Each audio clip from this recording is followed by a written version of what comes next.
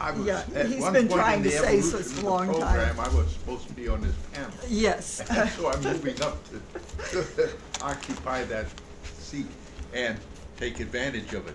Yes, well, you were trying to say There's, something. our understanding of evolution is severely partial. Like Seriously everything partial. else. You hear about the enormous number of species that are found only in the Amazon rainforest, and their niches are extremely small, and therefore they're very precious because they are so rare. But 17,000 years ago, there was no Amazon rainforest. How do you know?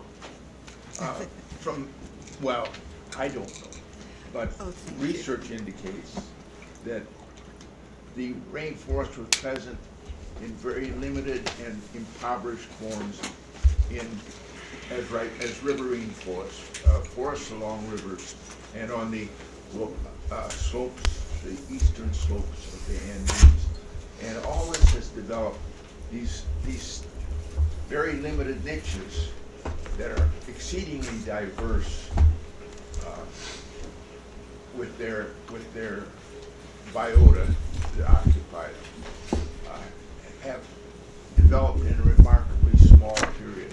And I'm sure that people are researchers are working on some of these considerations now, because this is not this is knowledge that's developed in the last 50 years. And and there's this all, quote, junk DNA, end quote, that no people are not entirely happy with the role that they play. And there's so much we don't know that's pitiful, and we're not going to find the answers in the Hebrew scribes. We will find them by patient research, and we will never get it entirely right. Can I Okay. ask one quick question here? Actually, Just a very small. could Are you ask it guys- after, if you'll hang on to your thoughts? Okay. I want to make a brief presentation addressing some of the issues. MJ told me that she really liked Dawkins and told me which book she was reading, and I thought that was uncharacteristic for someone that you're going to be debating. I did not go out and grab the book. However, I found this book extremely useful, not by chance, by Spentner. This is a refutation of The Blind Watchmaker by Dawkins. I'd like to read it. Also online, if you look up Lee Spentner, you should be able to find where an evolutionist critiqued his book, and we don't have that online, but then you have 3 successive letters, first Spentner, then the critiquer, and then Spentner again discussing the book, its critique of The Blind Watchmaker. And this really tears Dawkins apart. As I mentioned earlier, if What you does that prove? Other than that he refutes Spentner Dawkins? shows the logical fallacies in the argument of Dawkins. Now, logical fallacy doesn't prove that they're inaccurate. I mean, you can have a true conclusion without having a logically valid argument, but by using logically invalid arguments, you have not actually done your case justice. You've shot yourself in the foot. That's what we call.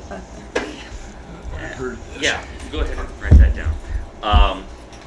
As I pointed out, if you assume a creator God, then you would expect to find certain things. And there's a whole area of theology that deals with that from a scientific point of view. Like this gentleman, he took Genesis at face value and then said, okay, given this, how would that work scientifically? And he goes through it. It's just your presupposition. Scientists have their presuppositions. They believe that things are rational and you can explore them and discover things. And Darwin in his day was justified with the theory that he came up with. I mean, with the limited information they had. But as science has advanced, in my opinion, it's shown severe problems with the current theory of evolution. And I was trying to stick... As it stands.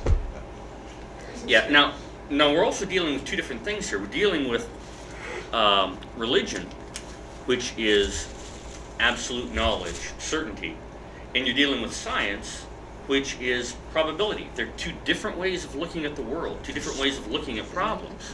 And some people are... 50 cents a bushel. Some people make the mistake of trying to use the one concept, one way of looking at the world. You know, the Christian might look at science from a Christian absolute point of view and find problems with a 87% probability. And originally I was a bio major. I got out of it because you had to study dead things. Now they've got the gas chromatography and they can look at living things much, much nicer. But so I've trained in school to think scientifically. My bachelor's is in psychology, and they were even more particular about the scientific method because it's such a wishy-washy science. Right. So they paid particular attention to that. So there are two different ways of looking at the world. Whenever you have a theory and then you're surprised by evidence, it's a weakness in a theory. A good theory should be able to predict generally how things are going to go. You make smaller changes. And you disagree. Please go ahead. I would say that scientists are constantly being surprised by things that they didn't expect. In fact, if everything were predictable, science would be at an end. Oh, well, yeah. And they're generally delighted because they have to adjust their theories. It's very, it takes some really impressive findings to totally overthrow a theory. But that's all I was. Yeah, and you have a point there. My point is that you can only patch a theory for so long before you really need to come up with a better theory. Okay, that usually when scientists are surprised by new findings that make them adjust their theory, well, I won't say usually because there are two directions that can go in. It can start eroding the theory, or it can build and strengthen the theory. And the general trend has been that new findings strengthen the theory of evolution. Yeah. Oh, I'm not the one who's supposed to be. Oh, yeah, I've got a few more things I want to get through here. Sorry.